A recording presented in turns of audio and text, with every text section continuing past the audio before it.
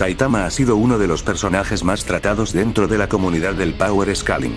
Algunos análisis han tratado de estimar rigurosamente la fuerza de este personaje, mientras que otros análisis simplemente se estancan en la mediocridad o en lo superficial. En este video voy a exponer de manera clara y efectiva la escala de poder que tiene Saitama realmente en la actualidad. Antes que nada, estaré usando explícitamente el manga de One Punch Man, por lo que cosas como el anime o el webcomic no serán tomados en cuenta para este análisis. Al fin y al cabo, todas las hazañas de las que vamos a hablar hoy se encuentran únicamente en el manga.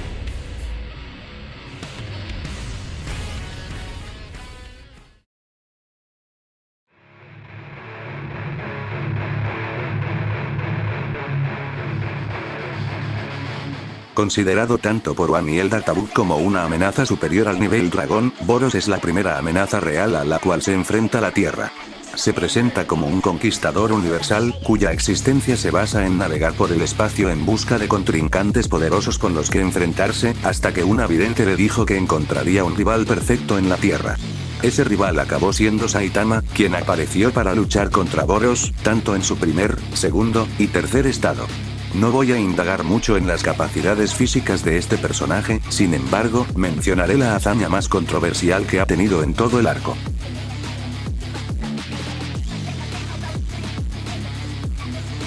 El cañón rugiente de estrella colapsante es el ataque final que decide usar Boros en contra de Saitama. Boros libera una cantidad excesivamente grande de energía sobrecargada que amenaza con destruir la superficie del planeta. Por si fuera poco, en el idioma original se menciona precisamente lo mismo. Mucha gente piensa ingenuamente que el ataque de Boros no destruiría la Tierra, sino que solo abarcaría su superficie terrestre, lo cual supondría únicamente un nivel multicontinental para Lord Boros y Saitama respectivamente. El problema aquí viene cuando uno no considera el material implícito que prueba que Boros con ese ataque iba a destruir toda la Tierra. En el Databook, en la página en donde se habla de Boros, hay una pequeña sección en la que se habla del cañón rugiente de estrella colapsante, en donde se dice explícitamente que el ataque de Boros iba a destruir toda la Tierra, tanto en inglés como en japonés. Y de hecho, no es la única mención que indica que la Tierra hubiera sido completamente destruida, incluso dentro del mismo manga se enfatiza que Boros efectivamente estaba por destruir todo el planeta Tierra. Aún así, es de mencionar que Saitama ocupó de un golpe serio para destruir el cañón rugiente de estrella colapsante de Boros, que como ya se mencionó, tenía la capacidad de destruir toda la Tierra. Pero entonces, ¿a qué se debe la mención de Boros de que solo iba a destruir la superficie terrestre? El hecho de que Boros haya mencionado que el ataque iba a destruir la superficie terrestre no significa que la magnitud del ataque se limite a lo explícito de la mención en sí misma. Esto es lo equivalente a decir que Freezer podría destruir únicamente un planeta solo porque se limitó a remarcar la capacidad de sus ataques para hacerlo, ignorando el hecho de que los mismos poseen en realidad una magnitud mucho mayor. Con Boros pasa exactamente lo mismo, ya que pese a las menciones explícitas de que la Tierra iba a ser destruida, Boros solo se limitó a decir que borraría la superficie del mapa. Debo recordarles que los ataques de Boros se basan en calor, demostrándolo cuando le dice a Saitama que desaparecerá todo rastro de sus huesos, para acto seguido vaporizar una parte de su nave. El ataque final de Boros debió de concentrar una cantidad inmensamente alta de calor como para vaporizar todo el planeta Tierra, lo cual supondría una cantidad de energía de unos 62 zetatons, superando levemente la categoría planetaria. Saitama, quien pulverizó el ataque de un solo puñetazo, debería de ser al menos el doble de fuerte, sabiendo la inmensa diferencia que había entre su puño serio y el ataque de Boros, quedando en unos 124 zetatons, una escala que rebasaría varias veces la escala planetaria. Con esto dicho, podemos escalar a Saitama a un nivel planetario incluso desde su batalla con Lord Boros. Me gustaría señalar que Saitama tiene la capacidad de reventar todo el planeta de manera casual, respaldado tanto en el manga como en entrevistas con One. No es una hazaña que tenga que ver con este punto en concreto, pero sí es una demostración más del nivel planetario de este personaje, incluso empleando el mínimo de su poder.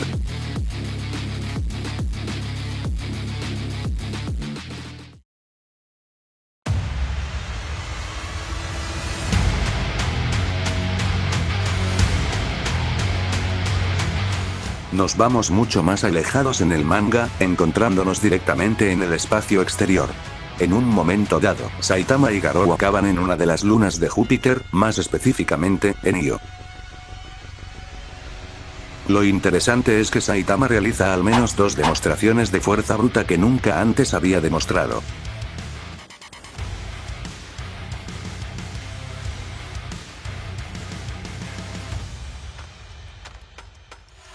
Es uno de los movimientos serios de Saitama, denominado serie mortal severa.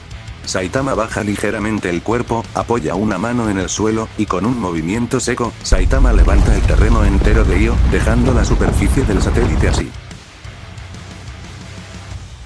La cantidad de energía necesaria para lograr esto es monstruosa. En la Versus Battle Wiki, esta hazaña fue calculada a un nivel de planeta grande, de unos 2.7 yotatons. Algunos no estarán de acuerdo con esta cantidad de energía resultante, argumentando que Saitama solo destruyó un satélite que a lo mucho es un poquito más grande que la Luna. Estas mismas personas son las que no aceptan cálculos de energía en la ficción y se basan únicamente en el tamaño y la masa del objeto, creyendo ingenuamente que así conseguirán evaluar la magnitud real de una hazaña de este calibre. Son esa clase de personas que no entienden cómo funciona la energía, su presión mecánica, o siquiera su deposición eficiente en el área afectada, y aún así quieren hacernos creer que un sistema de escalado universal como lo son los joules no funciona. Volviendo con Saitama, he de reconocer que es impresionante cómo esta hazaña la consiguió realizar aplicando solamente sus dedos. Evidentemente un puñetazo serio de Saitama sería mucho más poderoso, y eso se demuestra cuando lo vemos arremeter contra Garou Cósmico, quien había soportado en toda la cara el Serious Table Flip de Saitama sin daños aparentes.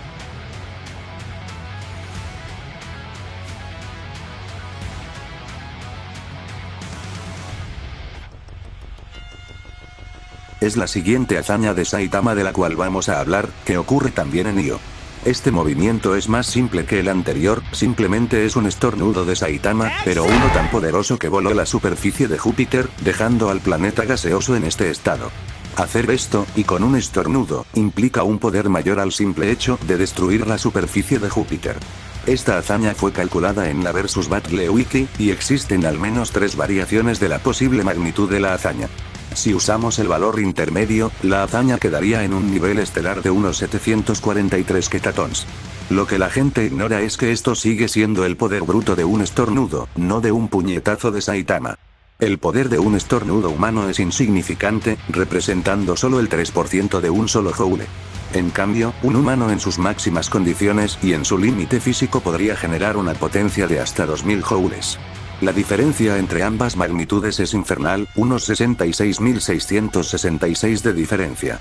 Si aplicamos este valor en el estornudo serio de Saitama para así sacar la magnitud de un puñetazo serio, el resultado sería que la energía de un puñetazo serio de Saitama debería ser de 49.553.333 ketatons. Esta cantidad de energía es realmente gigantesca, así que, ¿por qué no la pasamos a un valor un poco más pequeño? Un FOE equivale aproximadamente a 23.900 ketatons. Si dividimos los 49.553.333 entre los 23.900, el valor resultante es de 2.073 FOEs, entrando, y de sobra, en el nivel sistema solar, superando casi 1000 veces esta categoría.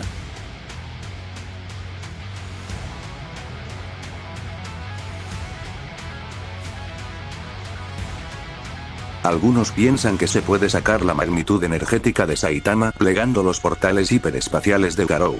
Primero que nada, no son portales hiperespaciales, sino subespaciales, su función es conectar regiones del continuo espacio-tiempo dentro del mismo universo para acortar la distancia. Segundo, un portal subespacial no es materia mi rey, no lo vas a destruir tirándole 500 bombas nucleares, porque no actúa como materia, sino como una deformación en la métrica del espacio, donde la geometría del espacio está alterada. Tercero, los portales subespaciales no son como Roxer, no tienen sobrepeso, esta madre literalmente no pesa al carecer de masa, por lo que levantarlo tampoco implicaría un nivel real de fuerza física. En resumen, alterar, doblar, o destruir un portal subespacial solo implicaría que el personaje puede interactuar directamente con la geometría del espacio. Esto simplemente no escala a nada, solo demuestra que Saitama tiene la capacidad de hacer papiroflexia con el espacio-tiempo. Con esto, doy por finalizado el apartado de Io.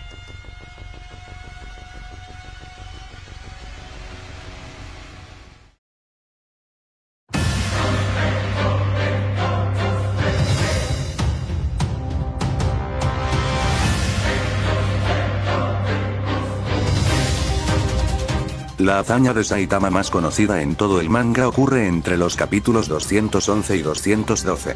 Después de asesinar a Genos arrancándole su corazón, Saitama entra en escena, listo para vengar la muerte de su amigo. Lleno de rabia, Saitama arremete contra Garou con un killer move serio series, pero Garou responde copiando a Saitama, lo que desencadena un choque de puñetazos serios que amenazaban con destruir la Tierra. Blast consiguió contener momentáneamente la energía de ambos puñetazos serios, pero en vista de que no podía contenerlo por mucho tiempo, debía optar por cambiar el vector de la energía para así redireccionarla lejos del planeta Tierra. Resultado, la energía liberada de ese choque de puños entre Garou y Saitama fue tan grande que dejó un agujero negro carente de luz en el espacio.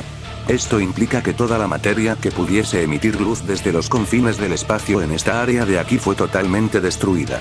Las estrellas y galaxias tienen la capacidad de emitir luz desde el espacio, por lo que podemos concluir que el contenido destruido por el choque de puños de Saitama y Garou eliminó tanto estrellas como galaxias dentro de este sector de aquí.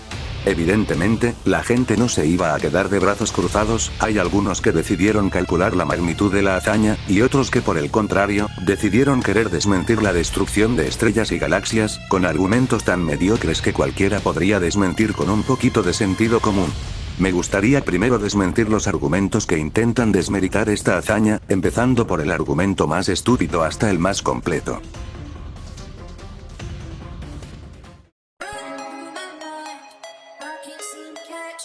Una de las críticas recurrentes sostiene que esta hazaña resulta inconsistente dentro de la escala interna de la obra, ya que no se vuelve a evidenciar un nivel destructivo equiparable en el resto del manga.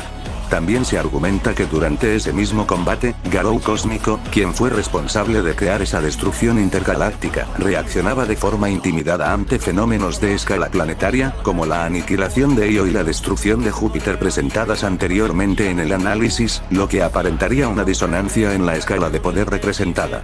Antes que nada, Garou no es un dios, hace menos de 24 horas era un humano cuyas capacidades físicas no eran ni de cerca de talla cósmica, por lo que es normal que un humano, por más fuerte que sea sorprendido por algo como la destrucción de un jodido planeta.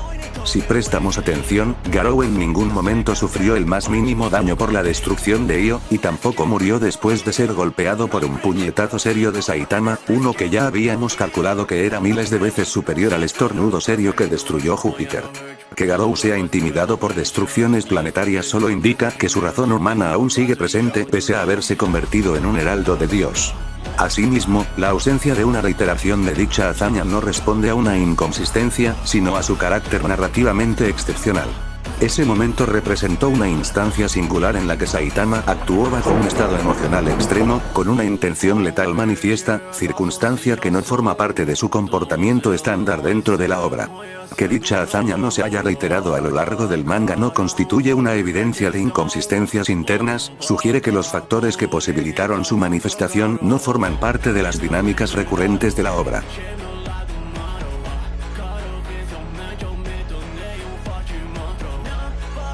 Una de las principales cosas que la gente usa para desmentir la escala del choque de puños de Garou y Saitama es que nunca se hace alusión a la destrucción de estrellas o galaxias. Existe un error formal dentro de este argumento, denominado como la falacia de la apelación al silencio.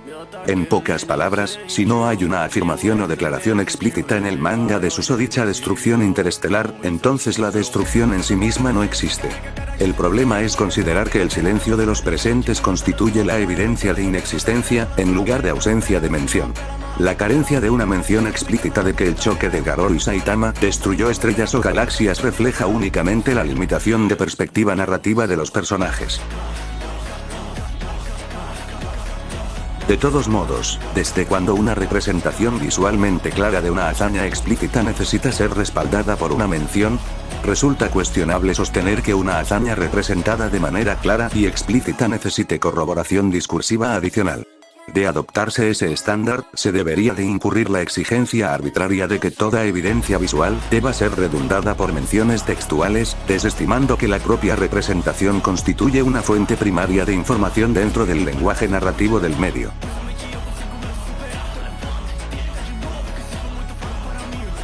Existen dos menciones que indican que el choque de puños de Garou y Saitama iba a destruir la Tierra.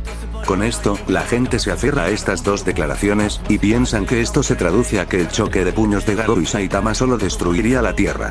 Esto es similar al error que se cometió con Lord Boros, del cual ya he hablado y paso de repetir. Pero es que esto ya roza la absoluta carencia de sentido común, porque la gente ignora la escala narrativa del evento y de lo que representa ese choque de puños. Ignoran que la escala narrativa del evento no gira en torno a la preocupación de sistemas estelares o galácticos siendo destruidos. Un fenómeno puede tener una energía físicamente capaz de destruir estrellas o galaxias, pero eso no implica que la narrativa deba mencionar estrellas o galaxias si el peso narrativo no lo evalúa como algo trascendente para los personajes. El lenguaje humano tiende a centrarse en el nivel de amenaza inmediata o significativa para el hablante, no en el total físico. El hecho de que se mencione que la Tierra será destruida puede ser una metonimia narrativa, representa el todo por la parte relevante. El contexto narrativo del manga gira en torno a proteger la Tierra, no estrellas y galaxias random, por eso Blast justamente desvía la energía del choque de puñetazos al espacio, porque le importa una mierda qué cosa sea destruida, mientras no sea la Tierra, todo estará chill, porque es la Tierra lo que se debe de proteger con prioridad.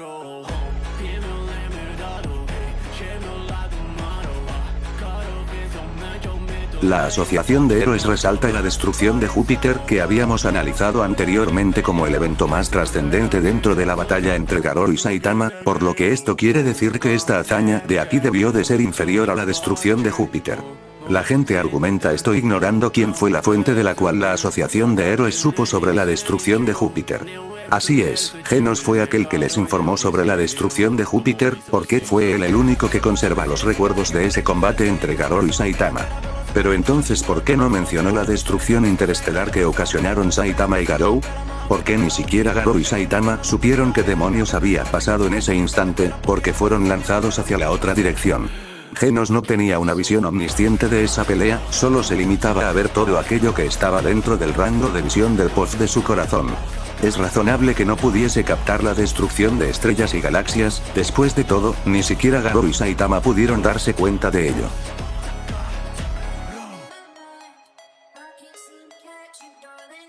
Este apartado tiene su lógica. Si nuestro Sol dejase de emitir luz por razones cualquiera, tardaríamos en saberlo 8 minutos después, porque la luz que emite tarda 8 minutos en llegar hacia la Tierra.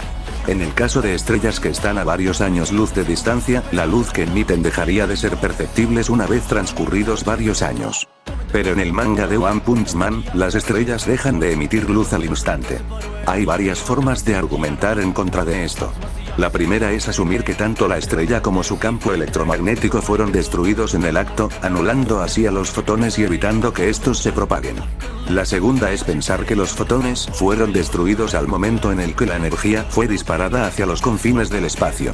Y la tercera es tomar esto como algo irrelevante, ya que la ficción no suele seguir a rajatabla las leyes físicas de la vida real, y es algo que sucede en el manga de One Punch Man, como cuando vimos a Garou monstruo acelerar su velocidad pese a que estaba combatiendo a la velocidad de la luz, o como hemos visto antes cuando Saitama pudo doblar el espacio-tiempo con solo sus manos.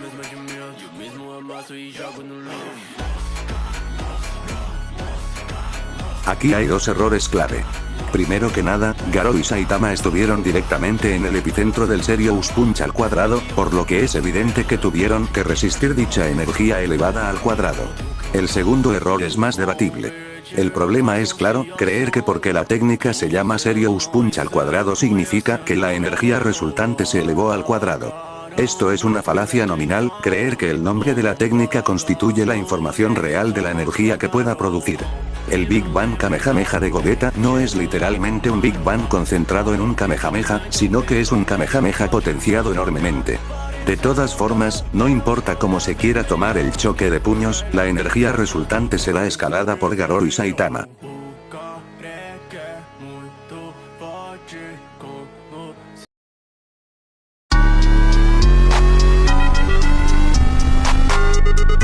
Habiendo revisado los principales argumentos que intentan desacreditar la hazaña del Serious Punch al cuadrado ejecutado por Garou y Saitama, ahora vamos a analizar su magnitud real.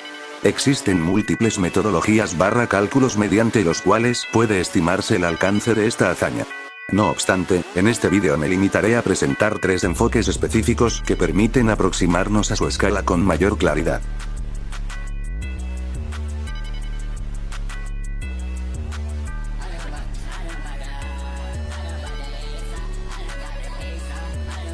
Se utiliza la energía de Garou y Saitama, y se eleva al cuadrado, esperando a que la cantidad resultante sea la cantidad de energía liberada por el Serious Punch al cuadrado. Anteriormente, Garou había demostrado una hazaña de nivel sistema solar, al recrear el estallido de rayos gamma más poderoso jamás registrado en el universo, el cual tiene esta cantidad enorme de energía. Clasificada en un nivel de sistema solar. Garou y Saitama escalan de esta hazaña, que al elevarse al cuadrado, obtenemos la cantidad de joules suficiente como para destruir el universo observable. Este método a mi parecer es incorrecto. Nuevamente, se usa la falacia nominal para indicar que el Serious Punch se elevó realmente al cuadrado, lo cual a mi parecer es un error garrafal.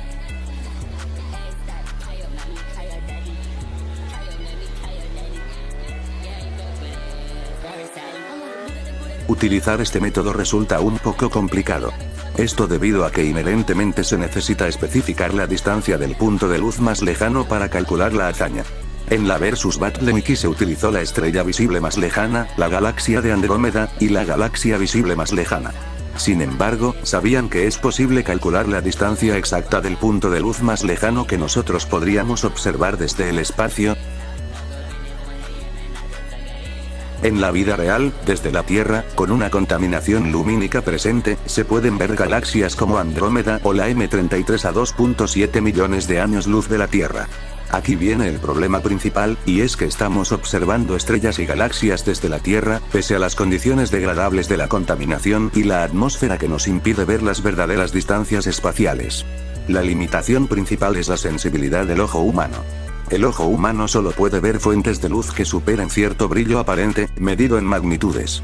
La magnitud límite del ojo desnudo en condiciones ideales es aproximadamente +6 a +7 para el ojo humano desnudo. Esto significa que cualquier galaxia más débil que una magnitud 7 será invisible, incluso sin atmósfera ni contaminación. Esto quiere decir que algunos objetos intergalácticos como la galaxia de Andrómeda, la nebulosa de Orión, el cúmulo globular de Hércules y Pléyades pueden verse pues su magnitud es inferior a 7. Con estos datos, tenemos que establecer la relación entre la magnitud y la distancia. La fórmula es la siguiente. Y estos son los datos que tenemos que sacar. Sabemos que la magnitud aparente es acorde al ojo humano desnudo con condiciones ambientalmente favorables, es decir, igual a 7.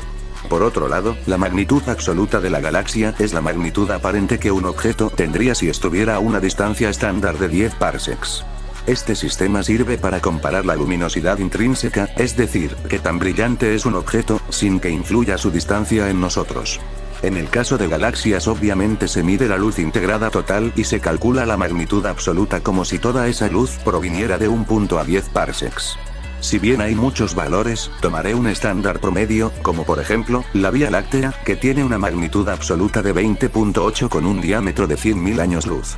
Bastante bien, pues recordemos que estamos tomando el promedio de una galaxia. Ahora vamos a aplicar los valores a la fórmula, esto nos lleva a una operación muy simple. El resultado final nos arroja que la distancia es igual a 3.630.000 parsecs, pasándolo a años luz, obtendríamos una distancia de 11.800.000 años luz de distancia. Con esto dicho, podemos finalmente concluir que en base a la fórmula del módulo de distancia, la galaxia más lejana que nosotros podríamos ver teóricamente se encontraría a 11.8 millones de años luz de distancia, esto por supuesto tomando en cuenta sus propiedades galácticas promedio. Guarden este dato para el futuro, porque lo vamos a necesitar después para el siguiente método de cálculo. Prosiguiendo con el cálculo, ahora vamos a calcular la hazaña en cuestión, usando la ley cuadrada inversa. Se establece que una cantidad o intensidad física específica es inversamente proporcional al cuadrado de la distancia desde la fuente de esa cantidad física. La fórmula es la siguiente. Si no saben qué significa, es muy simple. Si hicimos todo bien, el resultado final nos arrojará un valor inmenso en joules que estarán viendo en pantalla, entrando directamente en el rango multigaláctico.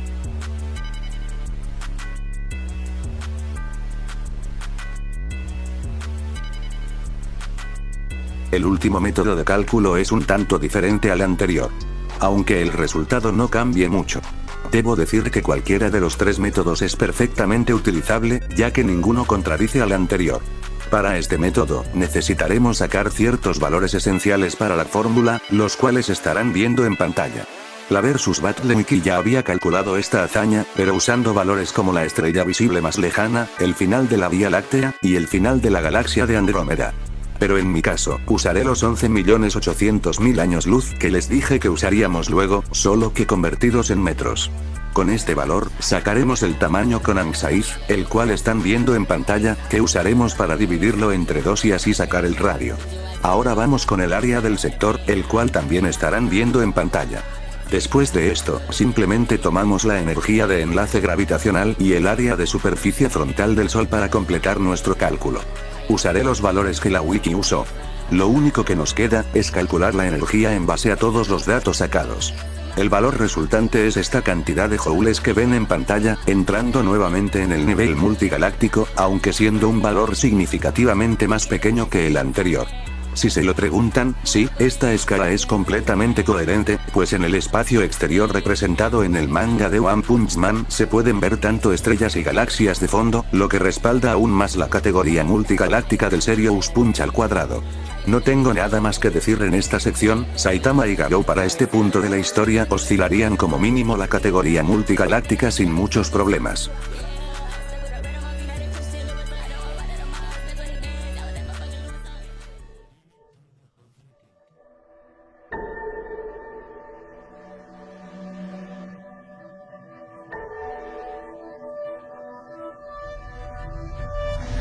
En el universo de One Punch Man, cada ser vivo tiene un límite que establece cuánto puede crecer físicamente. Si lo fuerzas demasiado, tu propio poder podría perjudicarte, tanto física como biológicamente. La entidad conocida como Dios estableció un sistema llamado el limitador, una especie de barrera que impedía que los seres vivos evolucionaran más de lo que podían soportar. Según el Dr. Genus, Saitama había removido su limitador, lo que lo hizo crecer más allá de cualquier evolución reactiva, más allá del sentido común, y mucho más allá de lo que uno pudiese imaginar. En numerosas instancias del manga, se describe a Saitama con una fuerza sin límites, un fenómeno que escapa más allá de nuestra dimensión. Al remover el sistema que impedía que creciera, Saitama sufrió un desarrollo evolutivo en donde su crecimiento seguía dada la ausencia de un limitador. Es por eso que Saitama es capaz de volverse lo suficientemente fuerte como para derrotar a su versión del día anterior de un solo golpe, como si cada día Saitama se volviese mucho más fuerte que el día anterior. En su pelea contra Garou, dado a un estímulo de emociones sin precedentes, su crecimiento exponencial alcanzó un nivel completamente súbito en cuanto a escala de poder se refiere, tanto así que podemos ver cómo su poder se hace cada vez más grande en menos tiempo. Los valores mesurables de cada punto en la gráfica son aparentemente desconocidos, aunque Garou explica que es capaz de mejorar el poder de su adversario tras copiarlo, siendo esta una técnica que ya tenía desde su forma humana, que le permitía devolver el poder del usuario con el doble de fuerza. A pesar de esto, Saitama era capaz de dar golpes con mayor potencia con la que Garou podía lidiar, indicándonos que incluso viendo los puntos mínimos en la gráfica, Saitama y Garou estaban devolviéndose el doble del poder del otro, hasta que cada vez la diferencia se fue intensificando aún más. Si usamos el pixel scaling para cuantificar los píxeles que tiene cada punto en la gráfica, este sería el resultado final. Para estimar la fuerza final de Saitama, debemos sacar la cantidad de unidades que se duplican, dividiendo el segundo punto con el primero de la gráfica. Esta es la cantidad de píxeles que representa un aumento del doble de poder en Saitama. Ahora, Saitama crece hasta los 1827.1 píxeles, partiendo desde 26.7 píxeles. Esta es la cantidad de veces que Saitama duplica su poder en la batalla contra Garou. Y ojo, no se están multiplicando por 750, sino que existe un múltiplo de 2 repetido 750 veces. Esto sería lo equivalente a decir que Saitama aumentó esta cantidad de veces su poder base. Evidentemente, esto sobrepasaría la escala universal por un margen tan amplio que ni siquiera tiene sentido tratar de cuantificarlo. He de decir que este no es el valor final de Saitama. Tal y como dijo Garou, él es infinitamente fuerte, su poder deriva de la fuerza de su espíritu, la cual es literalmente infinita. Saitama simplemente no puede dejar de crecer, por lo que atribuirle un valor mesurable específico resulta en una pérdida de tiempo total.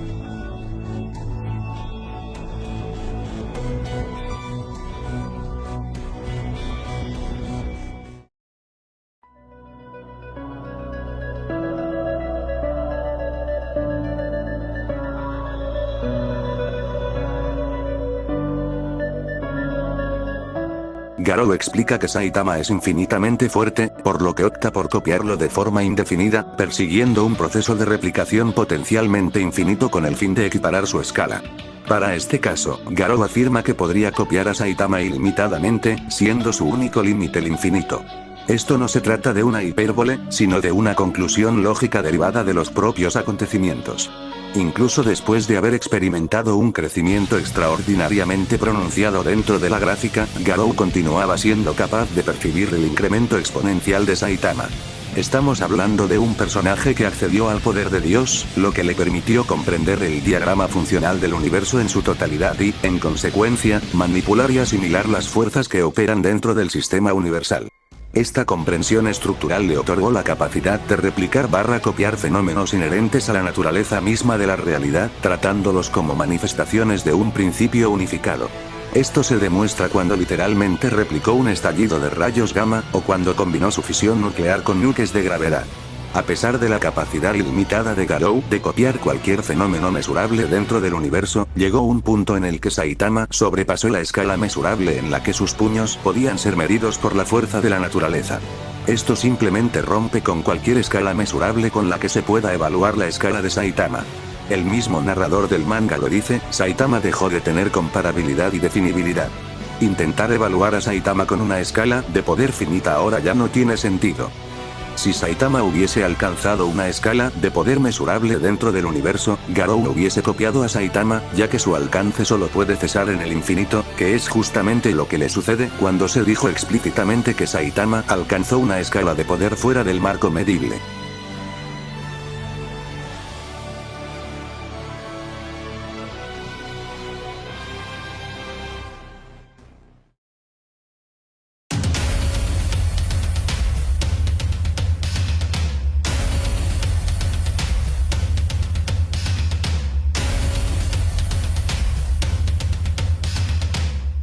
Después de su batalla contra Garou, Saitama se percata de que el mundo está hecho pedazos a causa de la existencia de Garou cósmico en la Tierra. Un Garou ya arrepentido de sus actos le confiesa a Saitama que hay una forma de solucionarlo. Viaje en el tiempo. Garou le explica que pudo robar una de las técnicas más poderosas de Dios, la cual solo puede ser comprendida con el poder cósmico de Dios. Pero para Saitama, el mortal que pudo anteponerse a Dios, no ha de tener problemas en replicar esta habilidad. Es así que Garou le dice a Saitama que copie su técnica de reversión temporal, para así salvar al mundo de ese futuro inhóspito. A pesar de que Saitama no tiene ni idea de lo que está pasando, logra copiar exitosamente la técnica de Garou. Tras que ambos imaginaran sus propios universos interiores, deciden manipular sus composiciones subatómicas, partículas y antipartículas que le permitirán a Saitama viajar en el tiempo. Y eso ocurre. Al viajar en el tiempo, Saitama puede observar todos los momentos ocurridos en la línea temporal, sin embargo, su misión es retroceder la línea de tiempo hasta el momento en el que Garou cósmico aún no había acabado con los héroes y con el planeta entero. Y así sucede. Saitama lanza un puñetazo mientras aún estaba en el portal viajando atrás en el tiempo, sin embargo, su puñetazo, junto al mismo Saitama, acaban provocando que la sucesión del viaje en el tiempo cesara. Este puñetazo nació gracias al crecimiento anómalo que Saitama finalmente había alcanzado en su batalla con Garou cósmico en aquel futuro en donde los dos pelearon en una de las lunas de Júpiter. Este puñetazo no era un puñetazo normal, fue un golpe que había golpeado a Garou antes de ser lanzado, fue una inversión en la causalidad, donde el golpe de Saitama era absolutamente inevitable. Un puñetazo normal sigue una ley inherente, la causa, la razón del nacimiento del puñetazo, y el efecto, las consecuencias del impacto del puñetazo. En el caso de Saitama, el puñetazo sucede justo después de su causa, es decir, los efectos de ese puñetazo de Saitama ocurrieron antes de que Garou siquiera hubiera sido golpeado por el puñetazo, por lo que tal y como dice el manga, a Saitama no le tomó ningún golpe para vencer a Garou, sino que necesitó 0 golpes para terminar la batalla. Saitama era capaz de hacer que sus golpes tuvieran una consecuencia en Garou sin la necesidad de lanzar el golpe en sí mismo. Se denomina velocidad inconmensurable al movimiento que trasciende la linealidad del tiempo. El Zero Punch de Saitama cumple exactamente con estas características, ya que no está actuando en un tiempo positivo, ni en un tiempo igual a 0, sino que actúa antes de la causa que define el tiempo. El golpe no es la causa, es la justificación causal retroactiva, donde el resultado no depende de la acción, pues la acción existe solo para que la realidad no colapse en una contradicción. Y aquí viene la explicación extensa de Genos sobre lo que en realidad pasó en ese instante.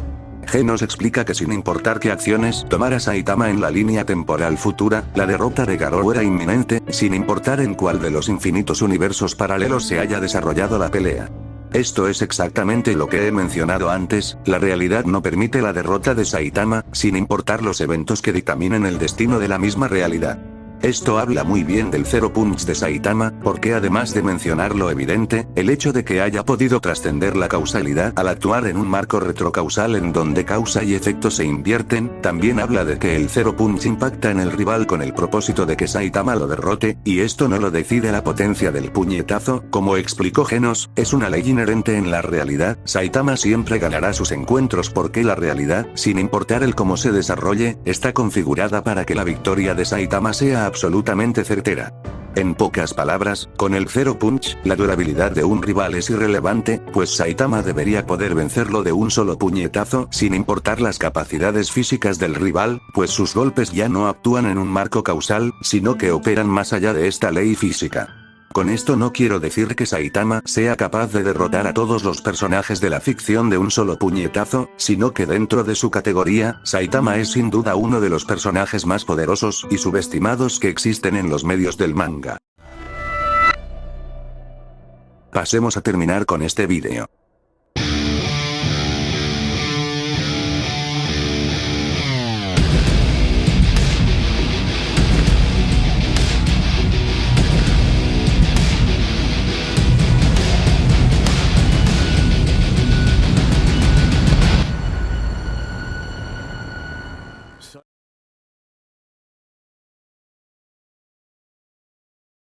Antes de despedirme, quisiera pedir disculpas pues este no era el vídeo que tenía pensado subir.